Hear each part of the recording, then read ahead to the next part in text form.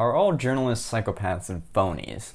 You can certainly get that impression from Twitter, and if you've ever had an internship, you might find the level of insincerity pretty high. In fact, I'll tell you a little story. There was one time several years ago when I got in an elevator in New York City. The offices are usually several floors up, if not 10 to 20 floors up. And I was heading back down to the lobby, and the other person got in the elevator, and they wanted to talk. And I was like, oh, hey, how's it going? And what they did was they hit every single button in the elevator to slow it down because they had something very deeply important to say about somebody else, and they wanted to know what my take on it, what my side was on it. And my take and side on it was, holy smokes, this is out of a movie. This person just went and smashed all of the elevator buttons to slow it down so they could just talk to me alone. That's ridiculous. Here's another story. I was in a little breakout room. Lots of media companies' press rooms have lots of little rooms that you can go work in, have a conference call, have a phone call, work on your laptop. And in this particular room, I was working on something, and I had a H4n Zoom recorder, something you hold up and you record voiceover with.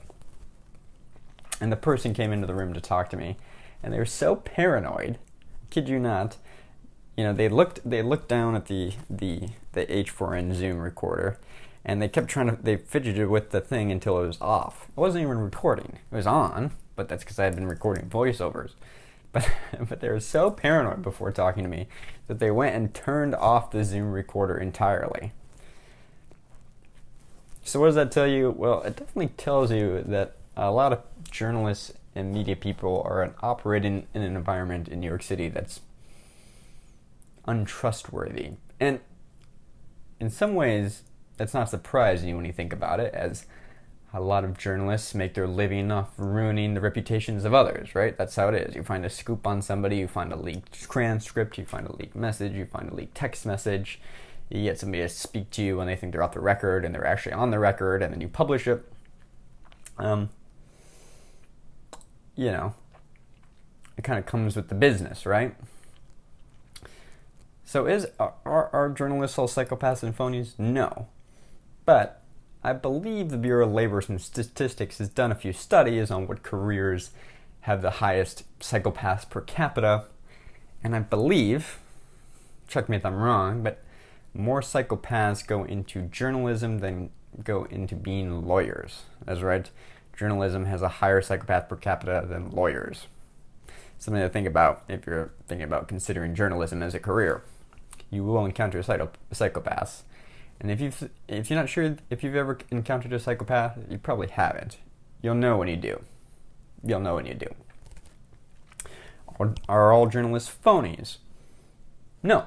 There's a lot of good print journalists and, journalists / producers that are behind the scenes, line producers on television shows. Where does the phoniness come from? Well, a lot of it can seem phony because what the talent, let's say take Tucker Carlson, what he says on air, right? So his latest piece on, let's say, there used to be prestigious media outlets.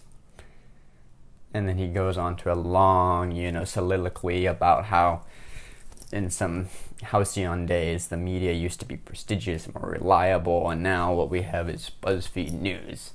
And apparently Tucker Carlson's all he's read about BuzzFeed, or all he's read on BuzzFeed, is cat articles or cat posts, as if BuzzFeed's never done anything else besides cat posts and publishing the Steele dossier.